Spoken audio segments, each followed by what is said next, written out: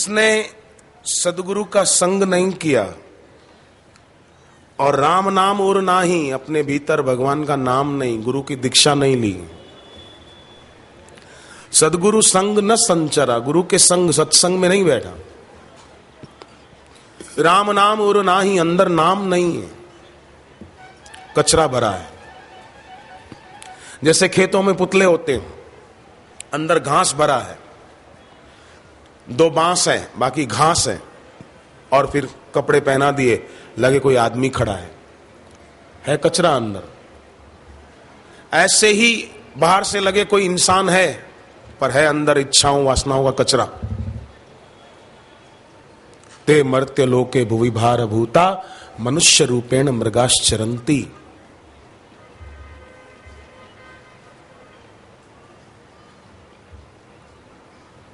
मनुष्य होकर नहीं जिया तो मनुष्य होकर मरेगा नहीं, मनुष्य होकर मरेगा नहीं तो दूसरे जन्म में पशु पक्षी बनेगा, कीड़ी और मकोड़ा बनेगा, सांप या बिच्छू बनेगा।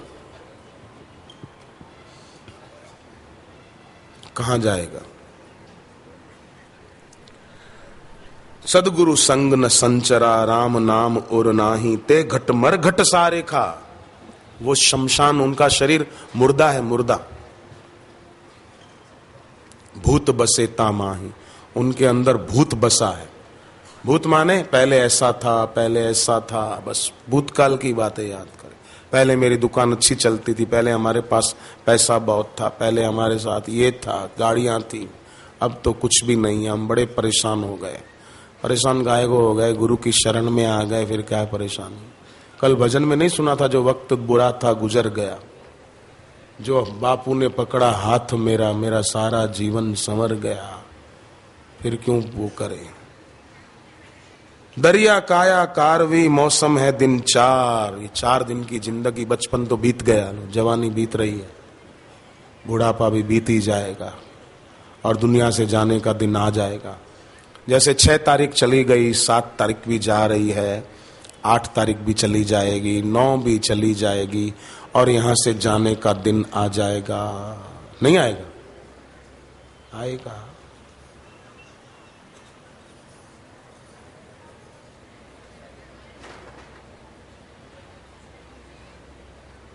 जाने का दिन तो आता ही है। मैं बात पूरी करूं, उसको ले गए शमशान में। इतनी देर में तो पहुंच गए होंगे।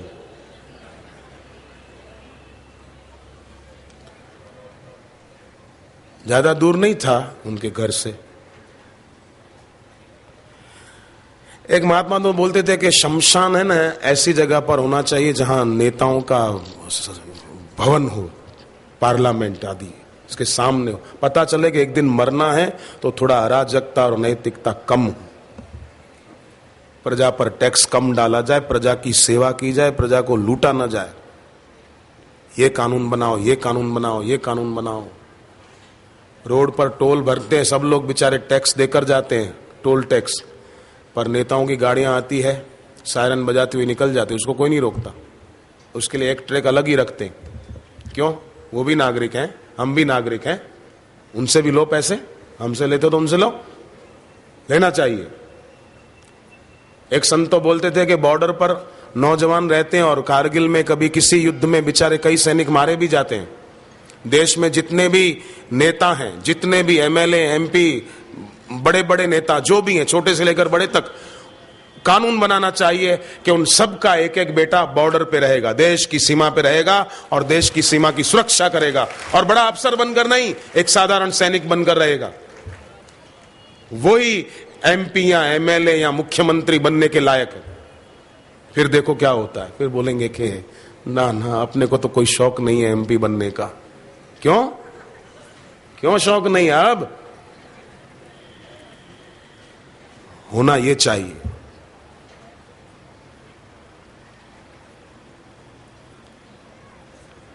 देश की सीमा पर सैनिक कष्ट झेलते हैं और कहलाने वाले अधिकारी एसी चलाकर पेप्सी और कोका कोला पी रहे हैं।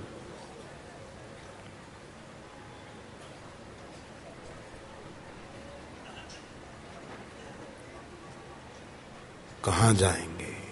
एक नेता घूम रहा था दाएं से बाएं, बाएं से दाएं। उनके असिस्टेंट ने कहा, साहब 90 चक्कर लगा चुके आप। नेता ने कहा, तू मेरे चक्कर गिन रहा है यहां पर, तुझे पता है मैं क्या सोच रहा हूं? बोले, साहब अब मुझे क्या पता आप क्या सोच रहे हैं, पर आप क्या नहीं सोचते हैं ये मुझे पता है। अच्छा बता मैं क्या नहीं सोचता हूं? बोले, साहब आप देश के बारे में कभी नहीं सोचते। नाक काट के हाथ में दे दिया, क्या बाकी रखा? सब ऐसे नहीं होते हैं, हो भी सकते हैं, भगवान जाने। खैर मैं बात पूरी करूं जल्दी। उनको जला दिया। तीसरे दिन हड्डियां ले आए, ले आते, तीसरे दिन ले आते ना, ले आए। तो बड़े बेटे ने अपने छोटे भाई को कहा कि भैया, पिताजी ने जिंदगी भर अच्छा काम नहीं किया, हमको भी सत्संग में नहीं जाने देते थे, संतों की निंदा करते थे, निंदा आलोचना करते रहते थे, अफवाहें उड़ाते रहते थे। तो हम उनके बेटे हैं, जीवन काल में तो कुछ अच्छा नहीं किया, न कभी गंगा नहाने गए, तो अब मरने के बाद उनकी अस्थियां गंगा में डाल दें ताकि उनकी सदगति हो जाए। जिसने जीवन काल में गंगा में नहा लिया ना, मरने के बाद उसकी हड्डियां गंगा में पड़े कि न पड़े, गंगा में नहा लिया, हो गया काम। तो अस्थियां गंगा में न पड़े तो कोई बात नहीं, आप और हम फायदे में, गंगा में स्नान तो हो ही गया। और यहां जितने दिन रुकते हैं, कई लोग तो रोज करते हैं, सुबह भी गंगा में ही डुबकी लगाते हैं।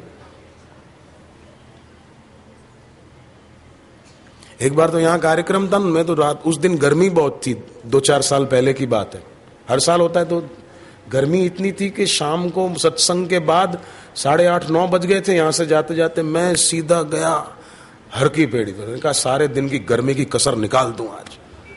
जाके खूब बीच में गहरे पानी में जाके तैरा, मजे से नहाया, क्योंकि किनारे पर तो कोई नहाने नहीं देते, लोग पैर छूने आ जाते हैं, हरिओम हरिओम हरिओम हरिओम। तो तुम नहाओ ना, मुझे भी नहाने दो। वहां भी हरिओम हरिओम, भैया हरिओम हरिओम हरिओम हरिओम। अरे भाई साहब आप भी नहाओ, मुझे भी नहाने दो। अब कभी मिल जाओ तो थोड़ा ख्याल रखना, आप भी खड़े रहना कि आप भी नहाओ नहाओ महाराज, कोई बात नहीं, मजा करो। मैं भी फिर क्या करता हूं, जानबूझ के गहरे पानी में चला जाता हूं। अब आओ, मैं कहता हूं आना नहीं है कोई, तैरना आता हो तो बात अलग है, पर फिर भी अनजाने पानी में साहस नहीं करना चाहिए। अरे मेरे को आता है, मैं जाऊं तो गंगा का बहाव तेज है, पानी और आग से खेलना नहीं चाहिए, शिष्टता पूर्वक ध्यान रखना चाहिए, भक्त बनना चाहिए, भगतड़ा नहीं बनना चाहिए। हनुमान जी कैसे भक्त है। मां को कहा, मां मुझे भूख लगी है, लंका में वाटिका। मां ने कहा कि फल है ना वाटिका में, वो खाओ, पर देखना तोड़ना नहीं हनुमान, क्योंकि राक्षस बड़े दुष्ट हैं, तुमको परेशान करेंगे। जो फल नीचे गिरे हुए हो ना वो खा लेना, पेट भर जाएगा। हनुमान जी गए वाटिका में, देखा फल जो नीचे गिरे हुए हैं सूख गए, रस बिना के हो गए। अब मां ने पेड़ पर से तोड़ने को मना किया है, क्या करूं?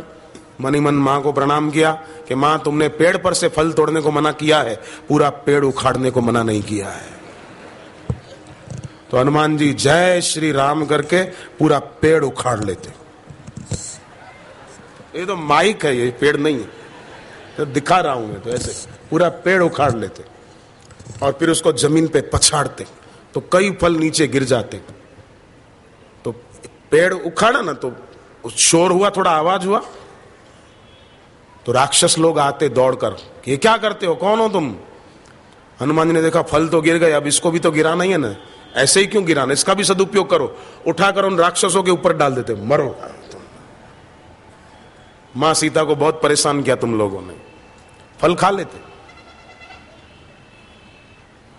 इस प्रकार हनुमान जी ने बहुत अच्छी अच्छी आनंददायी लीलाएं की। हनुमान जी को पूछा कि तुमने लंका में आग कैसे लगाई? हनुमान जी ने कहा मैंने थोड़ी लगाई, कपड़े उनके थे, तेल भी उनका था, जो कपड़े तेल में डुबाकर मेरी पूंछ में लपेटे, कपड़े उनके, तेल उनका, मैंने तो खाली जय श्री राम किया, पूंछ मेरी लंबी होती गई। वो और कपड़े ले आते तेल वाले करके लपेटते, मैं जय श्री राम करता, पूंछ और लंबी हो जाती। सारी लंका के कपड़े खत्म कर दिए, कि मैंने इनको कह दिया मन ही मन कि अब और कपड़ों की जरूरत नहीं है, काम तमाम होने वाला है, चलो जल्दी करो, एक कपड़ा जो पहना है ठीक है बस। फिर क्या हुआ? बोले फिर क्या, कपड़ा उनका, तेल उनका, और आग भी उनकी। आग भी उन्होंने ही लगाई थी, खाली पूंछ मेरी थी बस। और मेरा स्वभाव है छलांग लगाते रहने का, कभी किधर कभी किधर। मैं छलांग लगाता गया, आग लगती गई। थोड़ा काम मेरे बाप ने किया है, उसको पकड़ो। कुछ कहना है तो मेरे पवन देवता, पवन पुत्र हूं, उन्होंने हवा खूब चलाई तो आग जल्दी फैलती गई। रावण ने इंद्र को कहा पानी बरसा ताकि मेरी लंका की आग बुझ जाए, तो इंद्र ने भी सोचा कि कमबख्त ने बहुत परेशान किया, अब पानी नहीं पेट्रोल बरसाओ। बहुत तंग करता था। आज कोई मिला है हनुमान जी जैसा वीर, इसको सबक सिखाने वाला, तो हम भी थोड़ी हनुमान जी को मदद करते हैं, पानी काहे को बरसाएं।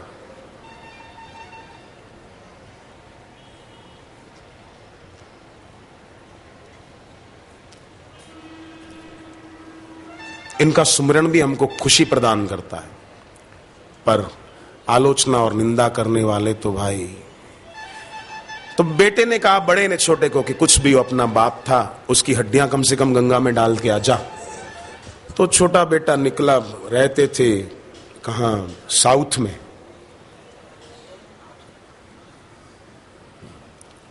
साउथ में रहते, वहां से वो निकला, ट्रेन में मुसाफरी करता करता दिल्ली पहुंचा। दिल्ली उसका एक बचपन का दोस्त रहता था। सोचा रात हो गई, खाना उसके घर खाऊं और उसी के घर सो जाऊंगा, सुबह जल्दी हरिद्वार निकल जाऊंगा। तो वो गया, रुका, सुबह निकला नाश्ता वास्ता करके हरिद्वार के लिए। हरिद्वार जहां अस्थि विसर्जन घाट है, हर की पेड़ी से थोड़ा उधर ही, वहां गया। पंडित लोग तो बैठे होते तैयार, आओ आओ, विधि शुरू कर दी। सारी विधि पूरी हुई। पंडित ने कहा लाओ अस्थियों का डब्बा कहाँ है? तो उसने अपना सामान देखा कि और सब सामान है, अस्थियों का डब्बा गुम। अरे कहाँ गया? बोले मेरे पास तो डब्बा है ही नहीं, अब तुम कुछ करो पंडित जी। पंडित जी ने कहा हम कुछ नहीं कर सकते, हम तो दिया अगरबत्ती पूजा का सामान ला सकते हैं, अस्थियों की व्यवस्था तो आपको ही करनी पड़ती है, हम थोड़ी किसी की ले आएंगे, आप क्यों नहीं लाए? अरे बोले मैं भूल गया लगता है दिल्ली में। फिर आया हरिद्वार से दिल्ली, दोस्त के घर गया, यमुना पार रहता था वो। गया, बोले वो मेरा डब्बा। तो उसको हुआ घर वाले को कि जरूर मेरी पत्नी ने कुछ गड़बड़ की होगी। पूछा जाकर, कमला, कमला नाम था उसका, कमला मेरे दोस्त का सामान तुमने तो नहीं छेड़ा था? क्यों नहीं छेड़ूं? क्या क्यों नहीं छेड़ूं? पत्नी थी तेज मिजाज वाली, तो वो बोला कि ऐसी कोई बात नहीं है, पर वो डब्बा था एक। बोले हाँ था ना। तो वो डब्बा कहाँ गया? डब्बा कहाँ गया मतलब? बोले वो डब्बा था। बोले हाँ हाँ डब्बा था। नॉन वेज होटल में खाता है तुम्हारा दोस्त कमबख्त और हड्डियां घर पे ले आता है, इसलिए मैंने वो सारी हड्डियां गटर में डाल दी। उसको हुआ कि हे भगवान, मेरे बाप ने जिंदगी भर अच्छे काम नहीं किए थे, अब मरने के बाद गंगा माता भी नहीं चाहती कि बाप की हड्डियां गंगा में गिरे, क्योंकि जीवन भर संतों की निंदा की है, आरोप लगाए, और हमें भी सत्संग में नहीं जाने देता था। घर आया, अपने भाई को सारी बात बता दी कि ऐसा ऐसा हुआ है। तो भाई ने भी कहा कि मुझे पता था कहीं गड़बड़ ना हो जाए, तो मैंने थोड़ी हड्डियां और रखी थी, एक डब्बी में है, अब हम सब चलेंगे हरिद्वार, गंगा भी नहाएंगे और हड्डियां गंगा में खुद डालेंगे। बोले ठीक है भाई चलो। तो फिर सब परिवार आया हरिद्वार। सोचा कि अब रास्ते में कहीं रुकेंगे नहीं,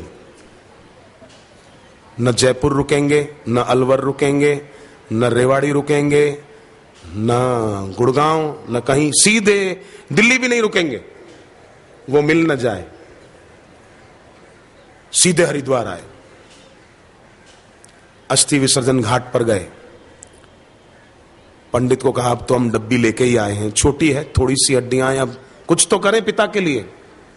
पंडित से विधि करके डब्बी डाल दी, डब्बी समेत डब्बी डाल दी। अब हुआ क्या कि थोड़ा आगे एक और बहन अपने घर वालों के साथ नहा रही थी, पहली बार आई थी वो भी, उसने भी ब्राह्मण थे वो लोग भी, उसके साथ वाले तो मंत्र बोल रहे थे, नमामि गंगे तव पाद पंकजम सुरासुरैर्वन्दित दिव्य रूपम भुक्तिम च मुक्तिम च ददासि नित्यम भावानुसारेण सदा नराणाम विष्णु पादाग्र संभूते गंगे त्रिपथगामिनी धर्म द्रवेति विख्याते पापम में हर जानवी ओम नमो गंगायै विश्वरूपिण्ये नारायण्ये नमो नमः। डुबकी लगाई, डुबकी लगा के जो बाहर आई वो बहन, तो सामने डब्बी आई तैरती तैरती, तो उसने उठा ली। वाह मां गंगे तेरी जय हो, तूने मेरे को प्रसाद दे दिया, वाह मां तेरी महिमा अपरंपार है, जय हो, हर हर गंगे हर हर गंगे। नाचने लग गई, मां गंगा ने मेरे को प्रसाद दिया है, मां गंगा ने मेरे को प्रसाद दिया है। खुश होती हुई जल्दी जल्दी बाहर आई, कपड़े बदले और घर आ गई कि मैं गंगा नहा के आई, मां गंगा मेरे ऊपर इतनी राजी कि मां गंगा ने मेरे को प्रसाद में ये डब्बी दी है। अपना तो भाग्य संवर गया कि मां गंगा ने प्रसाद दिया है। वाह वाह, कल्याण हो गया। खुशी से नाच रही थी। घर वालों ने कहा प्रसाद की डब्बी तो खोल, हम भी तो दें प्रसाद। बोले नहीं, आज तो मैं बहुत खुश हूं। नाचना ही बंद नहीं हो रहा था उसका। जय मां गंगे, जय मां गंगे। अब जो उसने डब्बी का ढक्कन खोला,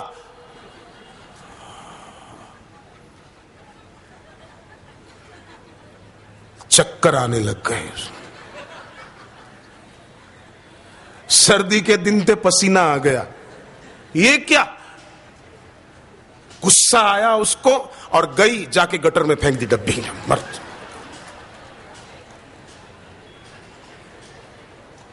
निंदक महापुरुषों का आलोचक हड्डियां गंगा में डाल भी दी तो भी गंगा मां ने निकाल के बाहर फेंक दी कि जा तू लायक ही नहीं है तू यहां आने के। मां गंगा भी स्वीकार नहीं करती। और भक्त गंगा में ओम नमो गंगायै विश्वरूपिण्ये नारायण्यै स्वाहा। गंगा में डुबकी लगाऊं तो ये मंत्र बोलते, मैं हर साल बोलता हूं, कई लोग नए आते हैं इसलिए। गंगा में डुबकी लगाओ तो ये मंत्र बोलते हुए ही लगाओ, विशेष फायदा होगा। ओम नमो गंगायै विश्वरूपिण्यै नारायण्यै स्वाहा। ओम नमो गंगायै विश्वरूपिण्यै नारायण्यै स्वाहा। ओम नमो गंगायै विश्वरूपिण्यै नारायण्यै स्वाहा। याद रह गया? आज कल परसों जब भी नहाओ तो ये मंत्र बोलकर ओम नमो गंगायै विश्वरूपिण्यै नारायण्यै स्वाहा।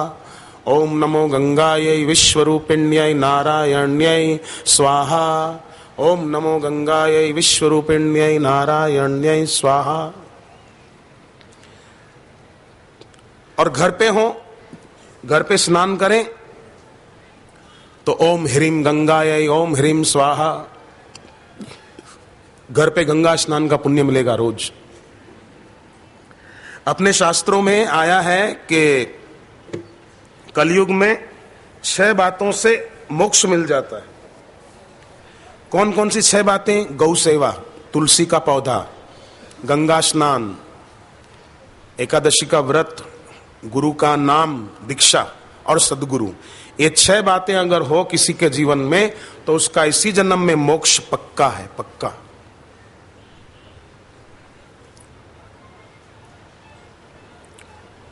तो घर में तुलसी भी साधक रखते हैं, एकादशी को व्रत भी कई लोग करते हैं। कृष्ण पक्ष की एकादशी का न कर सकें कोई, शुक्ल पक्ष की कर लें। करना चाहिए एकादशी का उपवास। सुहागन देवियों को ज्यादा उपवास नहीं करने चाहिए। मैंने बुजुर्ग संतों से सुना है सुहागन देवी ज्यादा उपवास करती है तो पति की आयु कम होती है, इसलिए सुहागन देवियों को ज्यादा उपवास नहीं करने चाहिए। पति भले करे, ज्यादा करे, छूट,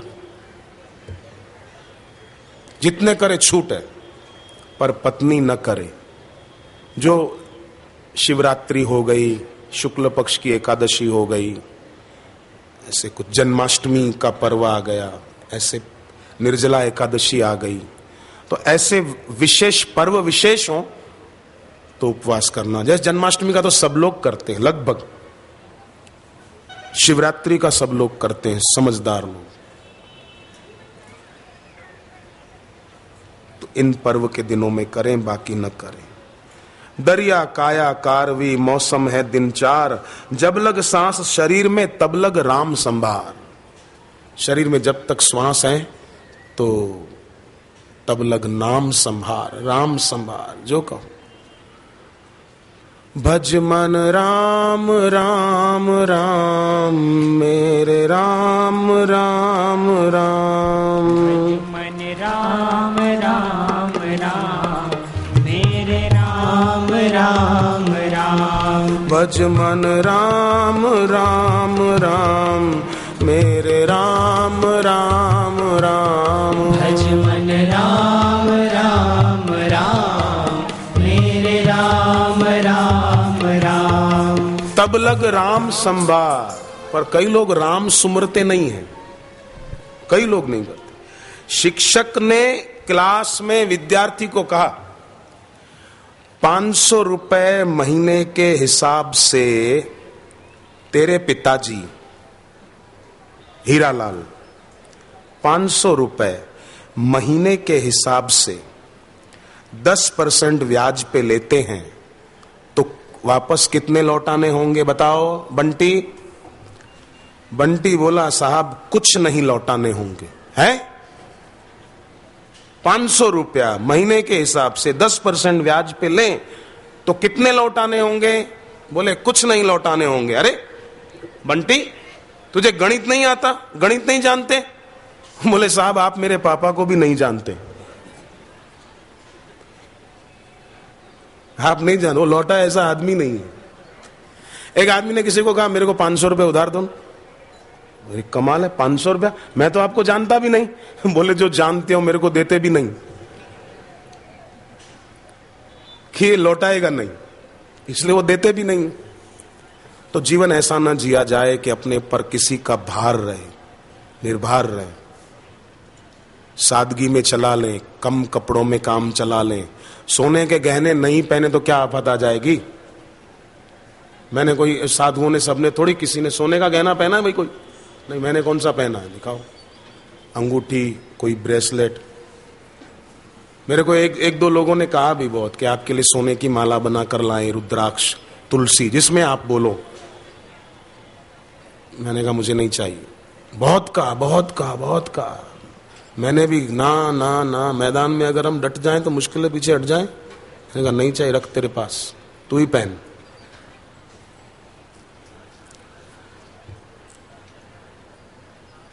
एक व्यक्ति बोला किसी को मेरे 2 लाख रुपए नहीं मिल रहे, क्या करूं? बोले नहीं मिल रहे मतलब कहीं रख दिए और भूल गए हो कहीं रख कर, इसलिए नहीं मिल रहे हैं, क्या बात है? बोले ऐसी बात नहीं है। एक हमारा परिचित था, उसको 2 लाख रुपए दिए थे प्लास्टिक सर्जरी के लिए। अब उसकी शक्ल बदल गई, चेहरा बदल गया, पहचानने में नहीं आता, करे क्या? उसको ढूंढे कहां?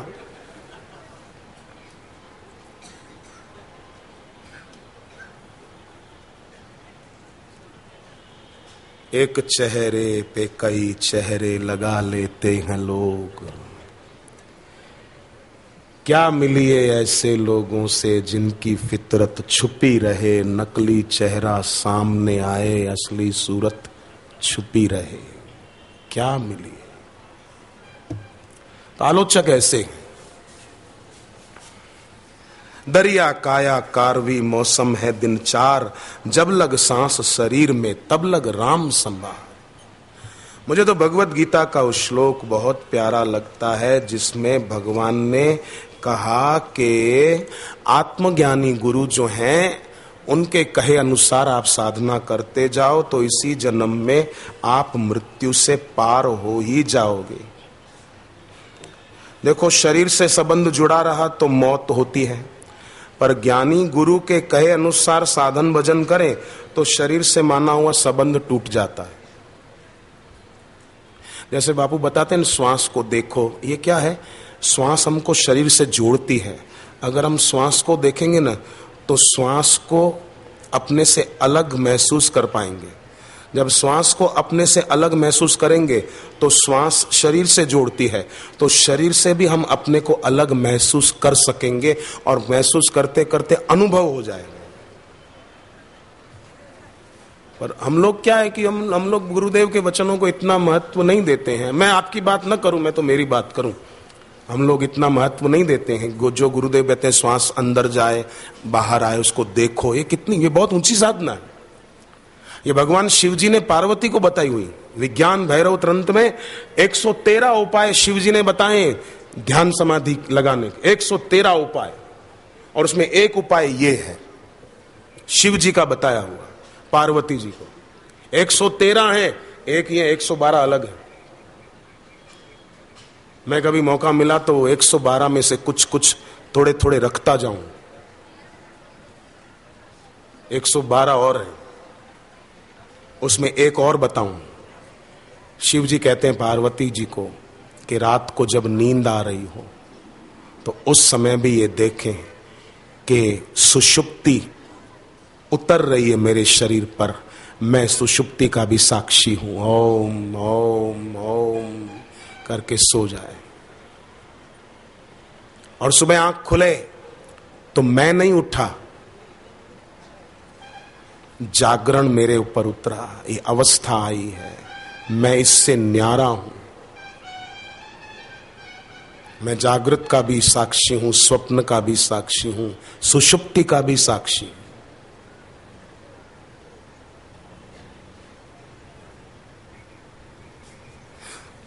तो गुरु की बात मानने से शरीर से माना हुआ संबंध टूट जाता है, जीते जी मुक्ति का अनुभव होगा।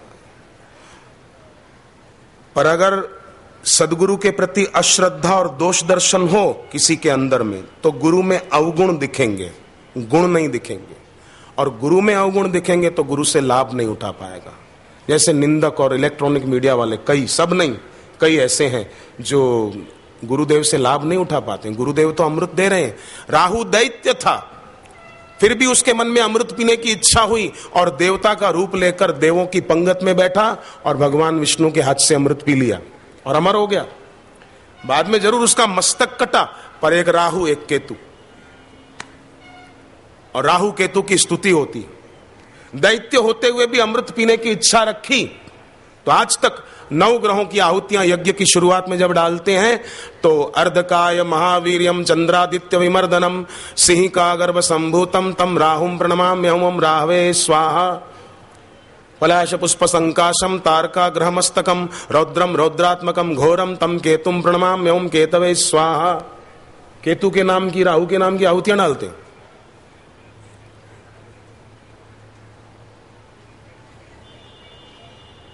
राहु का वाहन है बिल्ली। मैंने तो राहु से दोस्ती कर रखी। कई लोग बोलते हैं बिल्ली रास्ता काट जाए तो अपशकुन होता है। मैं कहता हूं बिल्ली रास्ता काट जाए तो बढ़िया होता है। मैंने देखा, अनुभव किया है। बिल्ली रास्ता काट गई, खाली बोलो ओम राहवे नमः, ओम राहवे नमः, ओम राहवे नमः। राहु का वाहन है बिल्ली। ओम राहवे नमः, जय हो। राहु की बिल्ली आ गई तो राहु भी मदद करने आ रहा है। राहुर बाहुर बलम तस्य। राहु तो बाहुबल बढ़ाने वाला देव है। वाह वाह, जय हो, पधारो, स्वागत है साहब, आपका वाहन आया। बिल्ली आप भी आओ। जैसे वो युवक शिवजी के मंदिर में चूहा देखा, मिठाई लेकर भागा, तो युवक ने सोचा कि जो अपने सामान की रक्षा नहीं कर सकते हमारे क्या करेंगे, अमूर्तिवादी हो गया। अरे ये सोचता कि शिवजी के बेटे हैं गणेश जी, गणेश जी का वाहन है मूषक, मूषक आया है तो शायद गणपति जी भी पीछे आ रहे होंगे, गदगद हो जाता।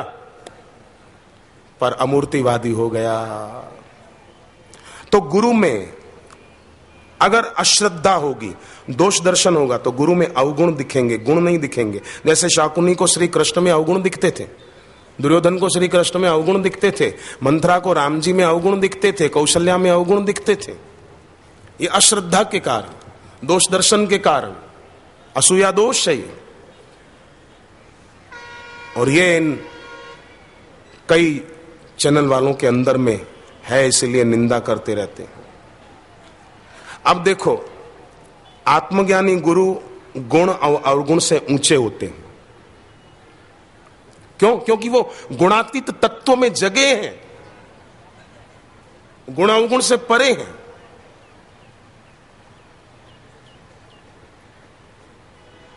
सरोवर में चंद्रमा का प्रतिबिंब है, पर चंद्रमा है अंदर के, वो कितनी ऊंचाई पर है।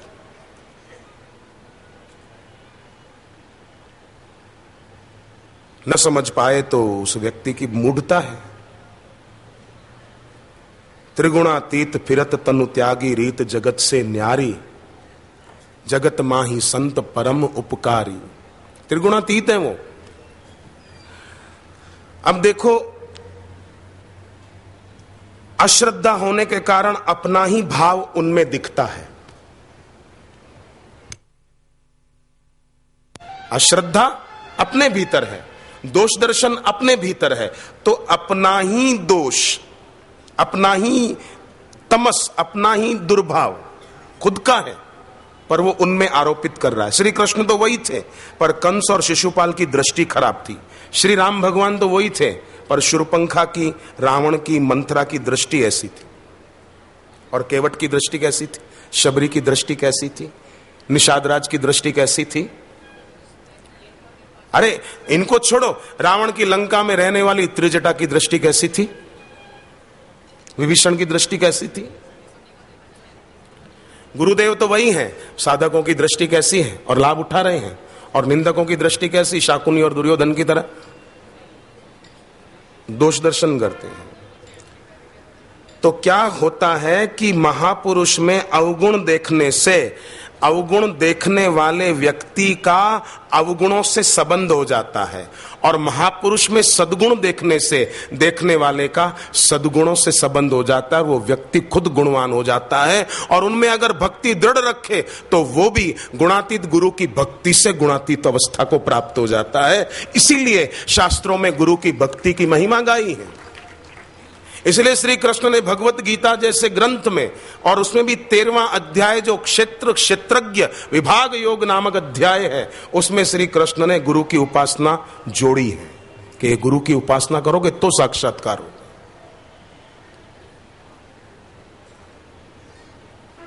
श्री कृष्ण इसको जरूरी समझते हैं। तो सोचो, आजकल जो आलोचना करने वाले हैं, क्या वो श्री कृष्ण से ज्यादा समझदार हो गए हैं क्या?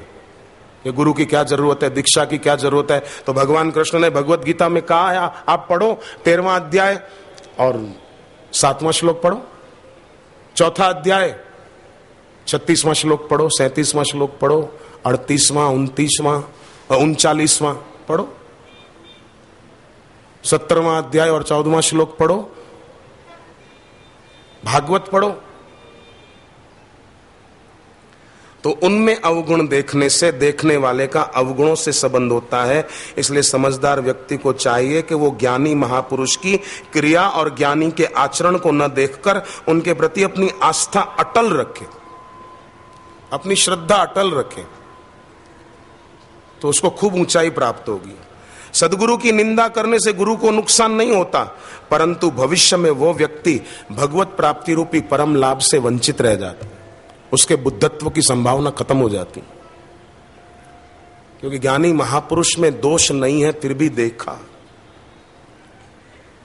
इसलिए बड़भागी वो हैं जो सदगुरु के प्रति भक्ति भाव प्रेम रखें, और ऐसे ही उनकी कृपा दृष्टि वो लोग पा जाते हैं।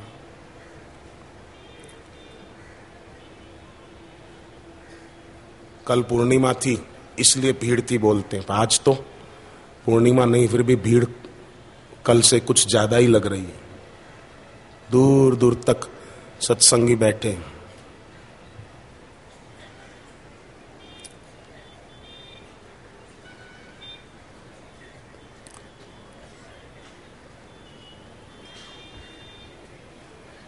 कितनी शांति है, इतनी संख्या है, पर शांति भी। सड़क पर से कोई पसार हो रहा होगा तो कल्पना नहीं कर सकता यहां इतनी संख्या में सत्संगी बैठे हैं।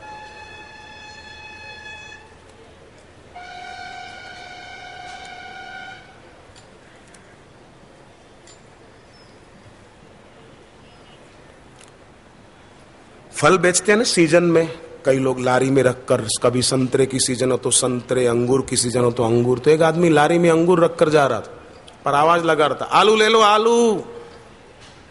तो किसी ने कहा लारी में तो अंगूर हैं और तू बोलता है आलू ले लो।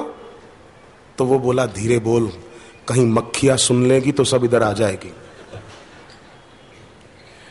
मक्खियों को न आने देने के लिए मैं बोल रहा हूं आलू ले लो आलू। अब मक्खियों को तू धोखा दे सकता है, चकमा दे सकता है? एक मक्खियों को अंगूरों के पास आने से तू नहीं रोक सकता प्यारे।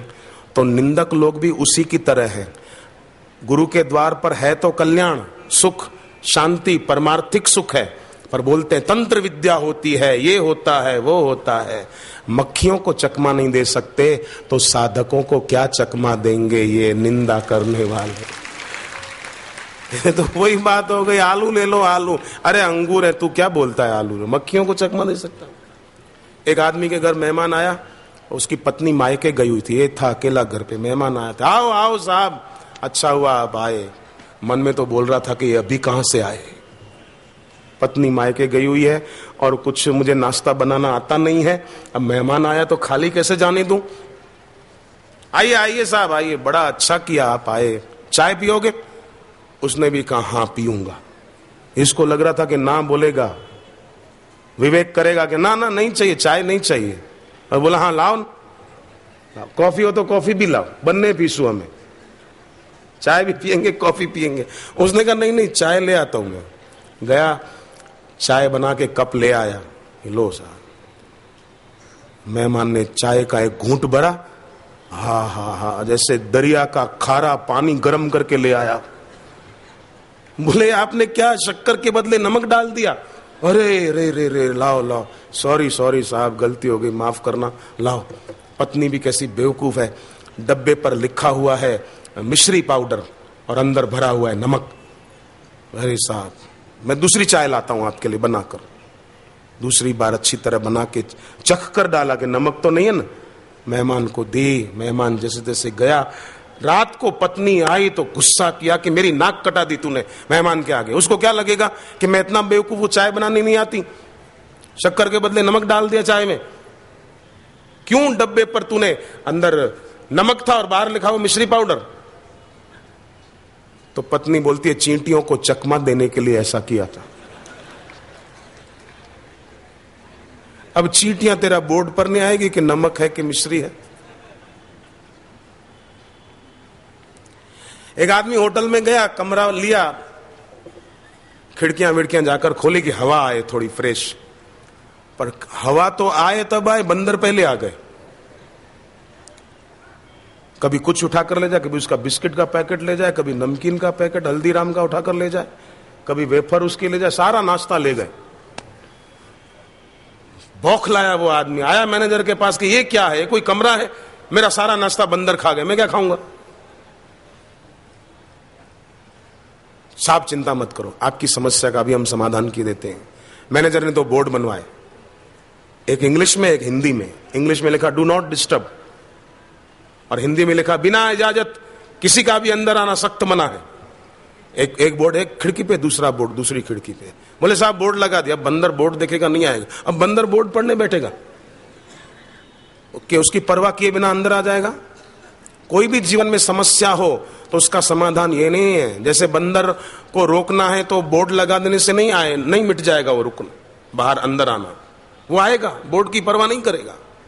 समस्याएं हो जीवन में तो समस्याओं को मिटाने का उपाय ये नहीं कि अंगूठियां पहनो, तावीज लटकाओ, धागे पहनो, ये नहीं है रास्ता।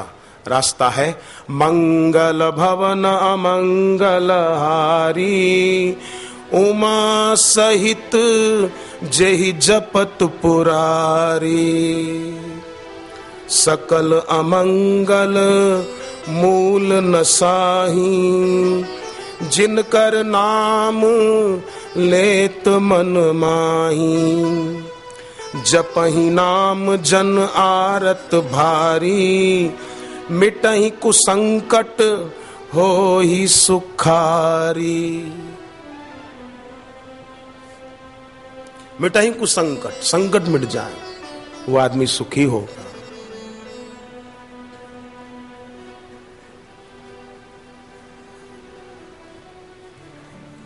सुख सनकादि सिद्ध मुनि जोगी, नाम प्रसाद ब्रह्म सुख भोगी।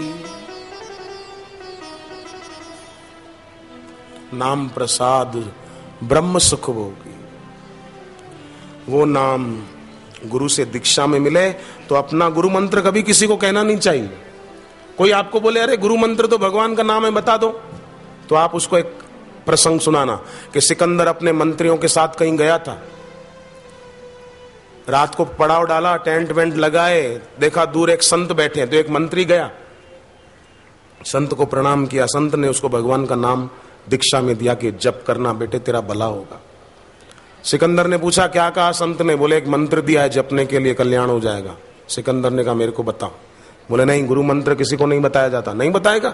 सजा दूंगा तेरे को, मैं राजा हूं। बोले नहीं, मैं मंत्र नहीं बताऊंगा। सिकंदर ने कहा नहीं बताएगा, तलवार से तेरा सिर उड़ा दूंगा। मंत्री ने सोचा अभिमानी है सचमुच, तलवार न चला दे। बोले ठीक है, मैं कल बताऊंगा दरबार में, राज दरबार में आपके। बोले ठीक है। अगले दिन दरबार लगा सिकंदर का, मंत्री को कहा वो बताओ मंत्र संत ने कौन सा दिया? मंत्री ने सेनापति को कहा गिरफ्तार कर लो इस सिकंदर के बच्चे को, क्या समझता है? सिकंदर को हुआ क्या बोलता है, सेनापति भी चकराया। हाँ सेनापति, सुना नहीं? गिरफ्तार कर लो सिकंदर को। सब देखते ही रह गए, मंत्री को क्या हो गया? तीसरी बार कहा गिरफ्तार कर लो सिकंदर को। सिकंदर को गुस्सा आया, सेनापति को कहा गिरफ्तार कर लो इस मंत्री को। सेनापति तुरंत आया और मंत्री को गिरफ्तार किया। मंत्री हंस पड़ा। सिकंदर ने कहा क्यों हंसते हो? बोले मैंने इसको 3 बार कहा गिरफ्तार कर लो सिकंदर को, गिरफ्तार कर लो सम्राट को। 3 बार कहा, इसने मेरी बात एक बार भी नहीं मानी। आपने खाली एक बार कहा, इसने कैसे झट से आपकी बात मान ली और मुझे गिरफ्तार कर रहा है? सिकंदर ने कहा तो तुम कहना क्या चाहते हो? सम्राट की बात मानेगा, तुम्हारी क्यों मानेगा? जो ऑर्डर देने का हक मेरा है वो तुम्हारा थोड़ी है। मंत्री ने कहा यही तो तुमको समझाना चाहता था कि मंत्र देने का अधिकार भी सदगुरु का होता है, जिस तिसका नहीं होता। मैं नहीं बोल सकता, ये हक उनका है, ये अधिकार उनका है, वो दे। तुम उनके चरणों में प्रणाम करके दीक्षा लो। तो कभी कोई बोले आपका मंत्र बताओ क्या है इसमें, आप बोलना नहीं। जोग जुगुति, तुलसीदास जी ने रामायण में कहा जोग जुगुति तप मंत्र प्रभाव, फल ही तब ही जब करिए दुराव।